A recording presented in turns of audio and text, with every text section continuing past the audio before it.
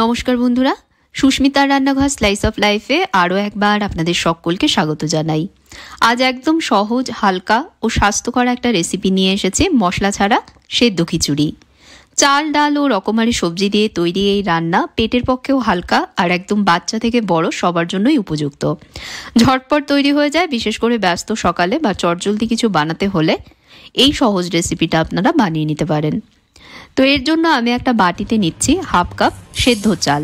রোজকার রান্নায় ব্যবহার করা চাল দিয়েই রান্নাটা আমি করছি, তবে আপনারা চাইলে গোবিন্দভোগ চাল বা আতপ চাল দিয়েও বানাতে পারেন। এর মধ্যেই দিয়ে দিচ্ছি হাফ কাপ মুসুর ডাল। যতটা চাল নিয়েছি ঠিক তার সমপরিমাণ ডাল নিয়েছি, তবে ডালের পরিমাণ একটু যদি বেশিও নেন তাতেও কিন্তু কোনো অসুবিধা নেই।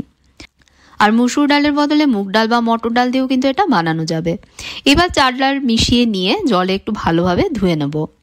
বাটিতে জল ঢেলে নিয়ে চাল ডাল ধুয়ে নিচ্ছি। জল পরিষ্কার না হওয়া পর্যন্ত জল পাল্টে এভাবে 2-3 বার ধুয়ে নেব। চাল ডাল আমি ধুয়ে নিয়েছি।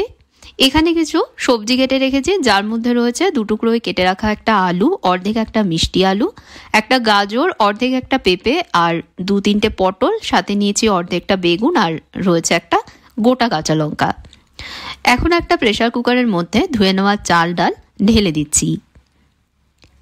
এবার কেটে রাখা সব সবজিগুলো এর মধ্যে দিয়ে দিচ্ছি।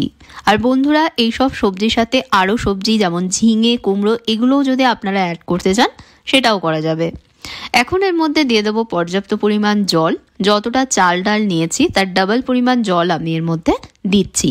সেম কাপে মেপে এর মধ্যে আমি জল দিয়েছি। দিয়ে দেবো এর মধ্যে নুন। আমি এর মধ্যে 1 চামচ মতন নুন দিচ্ছি। এবার কুকারের ঢাকনাটা ভালো করে আটকে নেব। গ্যাসে কুকার বসিয়ে দিয়ে হাই আছে 2টো সিটি দিয়ে নেব।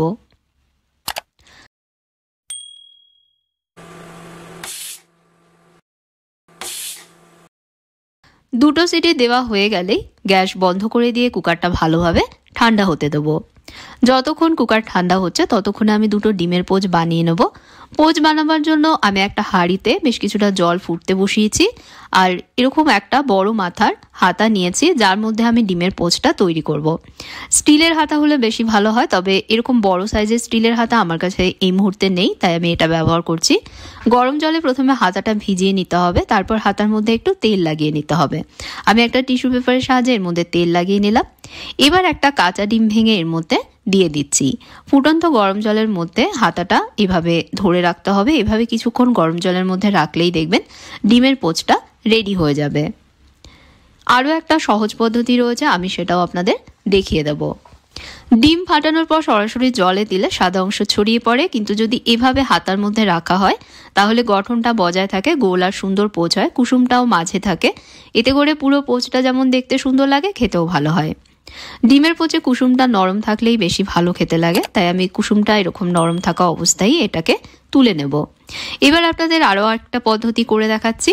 এরকম ছোট সাইজের গোল প্লেট বা বাটিতে একটু তেল মাখিয়ে নিয়ে ফুটন্ত জলের মধ্যে বাটিটা বসিয়ে দিতে হবে। এবার এর মধ্যে একটা কাঁচা ডিম ফাটিয়ে দিয়ে দিতে হবে।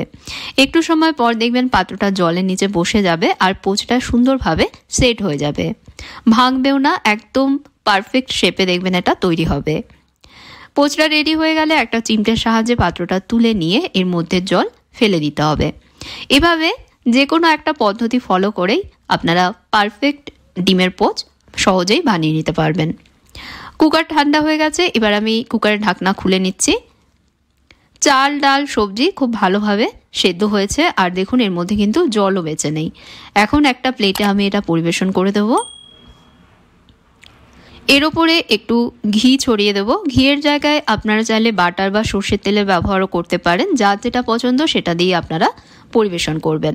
আর এর ওপরে দিয়ে দেবো একটা ডিমের পোচ। তো বন্ধুরা, দেখলেন কত সহজ উপায়ে বানিয়ে ফেললাম একদম মশলা ছাড়া স্বাস্থ্যকর আর হালকা সেদ্ধ খিচুড়ি, সঙ্গে নরম সরম ডিমের পোচ। এটা শুধু সুস্বাদু নয়, বরং শরীরের জন্য দারুণ উপকারী। বিশেষ করে অসুস্থতা, উপোস বা হালকা খাবার খেতে ইচ্ছে করলে একেবারে পারফেক্ট। রেসিপি ভালো লাগলে প্লিজ লাইক, শেয়ার এবং কমেন্টস করবেন। আর চ্যানেলে সাবস্ক্রাইব করতে ভুলবেন না, সঙ্গে ফেসবুক পেজেও আমায় ফলো করে নেবেন। তাহলে আজকের মতন বিদায় নিচ্ছি। আপনারা ভালো থাকবেন, ভালো রাখবেন। ধন্যবাদ।